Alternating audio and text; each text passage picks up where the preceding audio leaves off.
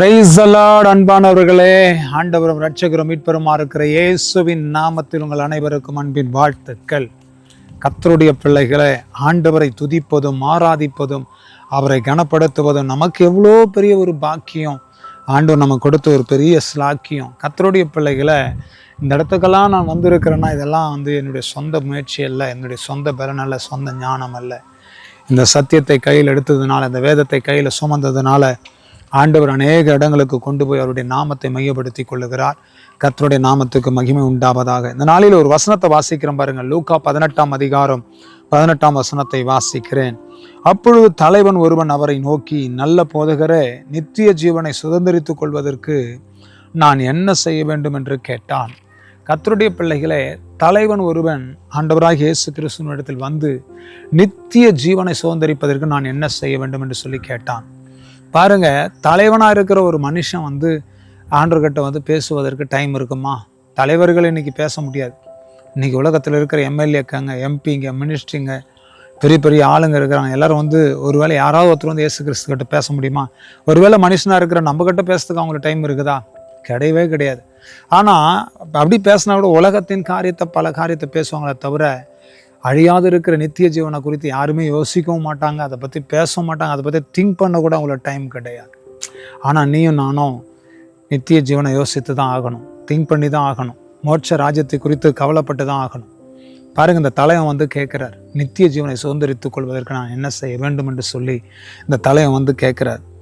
அதற்கு ஆண்டவர் சொல்கிறாரு, நீ நல்லவன் என்று நான் சொல்வானேன், பிதா ஒருவரை தவிர, தேவன் ஒருவரை தவிர நல்லவன் ஒருவனும் இல்லையே என்று சொல்லி ஆண்டவர் அது கீழே சில காரியத்தை சொல்கிறார். விபச்சாரம் செய்யாதிரு, இப்படியெல்லாம் கொலை செய்யாதிரு, களவு பண்ணாதிரு, பொய் சாட்சி சொல்லாதிரு, உன் தகப்பனை உன் தாயை கனம் பண்ணு என்கிற பல கற்பனைகளை குறித்து அவர் சொல்கிறார்.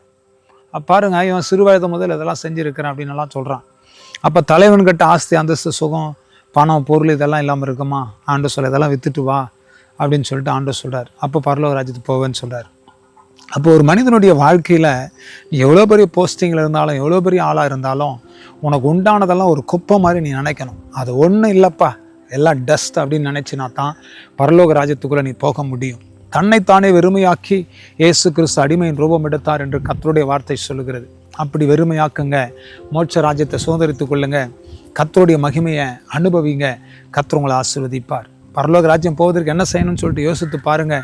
என்ன செய்யணும்? ரத்தத்தினால் கழுவப்பட்டு இயேசு கிறிஸ்துவை சொந்த ரட்சகராக ஏற்றுக்கொண்டு பிதா குமார பரிசுத்த ஆவியாகிய திருத்துவ தேவனை விசுவாசித்து பரலோக ராஜ்யத்திற்கு ஆயத்தப்படுங்க. ஞானஸ்தானம் தான் பரலோகத்துக்கு வழி. மனம் திரும்புதல் இல்லாமல் பாவ மன்னிப்பு இல்லை.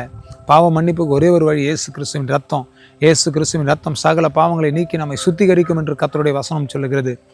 நித்திய ஜீவனை அடைவதற்கு ஒரே ஒரு வழி, ஜலத்தினால் ஆவியினால் பிறவாவிட்டால் நித்திய ஜீவனை சுதந்திரிக்க முடியாது. ஒன்று, தண்ணியில் ஞானஸ்தானம் மூழ்கி ஆண்டவராகிய இயேசு கிறிஸ்து சொந்த ரட்சகரை ஏற்றுக்கொள்ளுங்க.